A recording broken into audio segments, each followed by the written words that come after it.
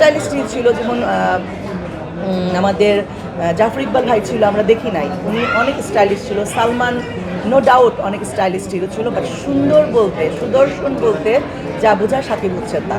আমি তাকে বললাম যে সাকিব বাস্তবেও ভালো, সুন্দর, দেখতে ভালো, এবং ও বিহেভ ভালো, কাজও করে ভালো।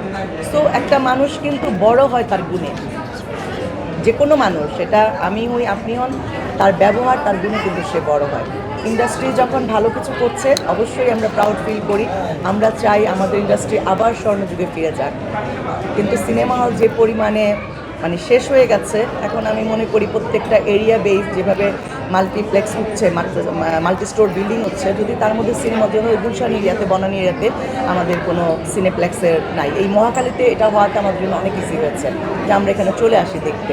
তো এরকম প্রতিটা এরিয়াতে যদি এরকম সিনেপ্লেক্স হয়, আমার মনে হয় যে মানুষ আরও সহজে কানেক্ট হতে পারবে ছবির সাথে। আপু, সর্বশেষ প্রশ্ন একটা করছি, সেটা হচ্ছে এখন অনেকগুলো প্ল্যাটফর্ম তৈরি হয়েছে, ওটিটি হয়েছে, সিনেমা হয়েছে, কোনো মাধ্যমিকে আবার আসার সম্ভাবনা আছে কিনা, যদি এরকম গল্প বা ওইরকম আপনাকে ক্যারেক্টার দিয়ে অ্যাপ্রোচ করে? না, আসলে আমি অনেক বছর হয়ে গেছে চলচ্চিত্র থেকে দূরে, আমার খুব একটা ইচ্ছে নেই অভিনয় করার। আর আমার কাছে মনে হয় যে ওই সময়টা যে স্পিডে আমি কাজ করে গেছি, এখন মনে হয় আমি পারবো না ওইভাবে কাজ করতে, ওই এনার্জিটাও বোধহয় আমার নেই, বা এখন যারা আছে তাদের সাথে অ্যাডজাস্ট করে আমি পারবো কিনা সেটাও জানি না। আর সবচেয়ে বড় কথা হচ্ছে, একটা সময় কাজ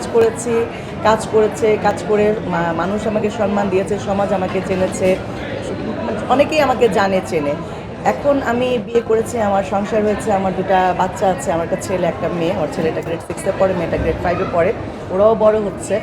তো আমি চাই যে আমি কাজ করতে যে আমার সংসারে বা বাচ্চাদের উপরে কোনো প্রভাব পড়ুক, সেটা আমি চাই না। হয়তো অনেকে বলতে পারে যে আমরা কাজ করে বাচ্চা পালছি বা চাকরি করে মানুষ সংসার করছে, এক একজন এক একভাবে নিজের জীবনটাকে চেষ্টা করে এগিয়ে নিয়ে যেতে।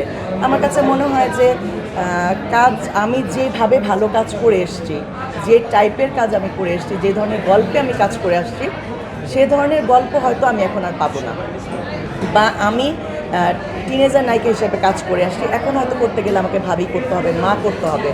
আমার পুরনো যে ইমেজটা আছে, মানুষ আমাকে যেভাবে চেনে, জানে, ওই ইমেজটা হয়তো আমি তৈরি করতে আমাকে অনেক সময় লাগবে, আর সেই সময়টা আমি দিতে পারবো না চলচ্চিত্রে, কারণ আমার বাচ্চাদের পিছনে অনেক সময় দিতে হয় আমাকে, যার কারণে আমার খুব একটা ইচ্ছা নাই। তারপর ডেস্টিনি, আল্লাহ যদি কোনো দিন, আমি জানি না যে আবার কখনো অভিনয়ে আমি ফিরে আসবো কিনা, ভাগ্যে থাকলে হয়তো। মানুষ আসলে ভবিষ্যৎটা বলতে পারে না কখন কি হবে না হবে। আমি এখন বলছি হয়তো আমি চাচ্ছি না, আমি চাই না, বা আমার সময় নাই, একটা সময় হয়তো হতে পারে আমার অফুরন্ত সময়, তখন হয়তো আমি কাজ করতেও পারি। যারা তরুণ ইন্ডাস্ট্রিতে আসে তাদের জন্য কি বার্তা দিবেন? তরুণ যারা ইন্ডাস্ট্রিতে আসতে চাচ্ছে তাদের জন্য কোনো বার্তা দিবেন? তাদের জন্য বার্তা হবে যে তারা যেন নিজেকে জোয়ারে গা ভাসিয়ে না দেয়, অভিনয়টার প্রতি ফোকাস করে। কারণ এখন তো মোবাইলের যুগ, ইউটিউবের যুগ, ডিভাইসটা হাতে আছে, হাতে নিয়ে আমরা সেলফি তুলে আমরা ভাইরাল হয়ে যাই। ওই ভাইরালটা কিন্তু ক্ষণিকের। আমরা কিন্তু আমাদের সময়, এই যে আপনারা এখন চলে আসছেন এতগুলো সাংবাদিক একটা ছবির নিউজ করতে, প্রিমিয়ার শো করতে, আমাদের সময় খুব কমই কিন্তু ছিল এরকম। এত চ্যানেলও ছিল না, এত ইউটিউবও ছিল না, এত পত্রপত্রিকাও ছিল না। পত্রপত্রিকা আমাদেরকে নিউজ করতো।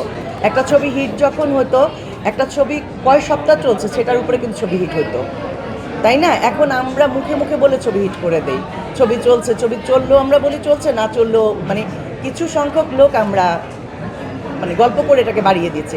আমাদের সময় কিন্তু তা ছিল না। তো নতুনদেরকে বলবো ভালো কাজ করার জন্য, ভালো কাজ করলে 2 বছর, 5 বছর, 10 বছর এমনিতে টিকে থাকা যায়। বরবাদ 20 দিনে 50 কোটি টাকা আয় করেছে বলা হয়েছে। কি আচ্ছা, বলবেন এটা? কিভাবে দেখেন?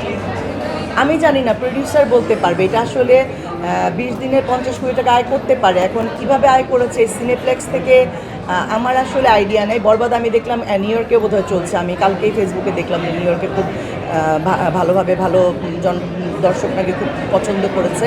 হয়তো করতে পারে। প্রডিউসার যদি টাকা ইনকাম করে, আমার কাছে প্রডিউসার টাকা ইনকাম না করে মুখ দিয়ে গল্প করলে তো হবে না। আমি কত ইনভেস্ট করেছি, আমার টাকাটা আমার ঘরে এসছে কিনা, আমার টাকাটা আমার ঘরে আসলে আমি যদি স্যাটিসফাই হই, it's okay. Thank you. Thank you very much, সবাইকে অনেক